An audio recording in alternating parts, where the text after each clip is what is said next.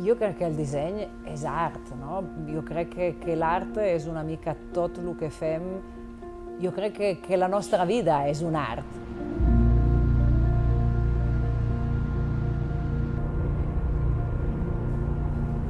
A mi em feia molta il·lusió poder treballar amb ella perquè m'agradaven molt les coses que feia. Però havia d'arribar el moment. En aquell moment jo no tenia res per proposar-li, tot era molt abstracte. Un dia es va presentar al nostre estudi dient que volia fer algunes làmperes que li havien inspirat el nostre treball a Xangai, que ella ja feia unes làmperes que jo he vist que m'agradaven moltíssim, de vímets, de materials més naturals, i res, ens hem agradat mútuament i hem començat una col·laboració.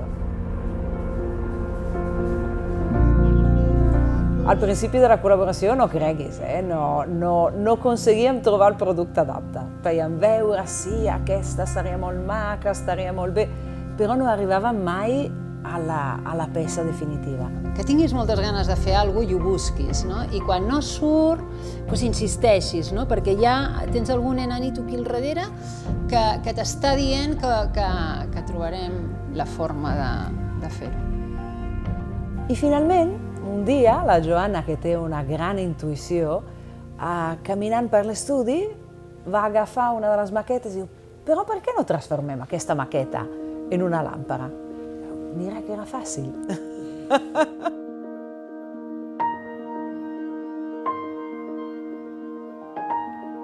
Llavors és quan vam trobar aquella maqueta tan preciosa que ella tenia feta en paper i que ens ajudava a entendre el que podia ser la Dome. Eren justament unes maquetes de coses que m'interessaven moltíssim.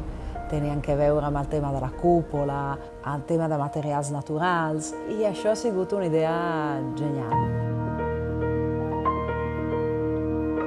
Clar, la llum ha canviat tant en aquests últims anys que ara potser ens agrada més poder retroil·luminar els espais, no? I fer-ho a través d'un objecte, quan és un objecte bonic, treballat, que és gairebé una escultura, no?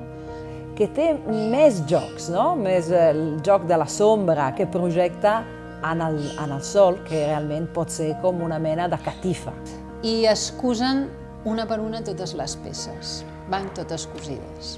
I la construeixes molt a poquet, de forma molt artesanal. A més, ara li diem la Dome, però és un joc perquè seria dome en anglès, que vol dir cúpula, i però Dome també és el nom curt del meu fill. I m'ha semblat molt maco dedicar-li una peça, no? Perquè, clar, les peces han de tindre noms de persones o coses que estimes molt.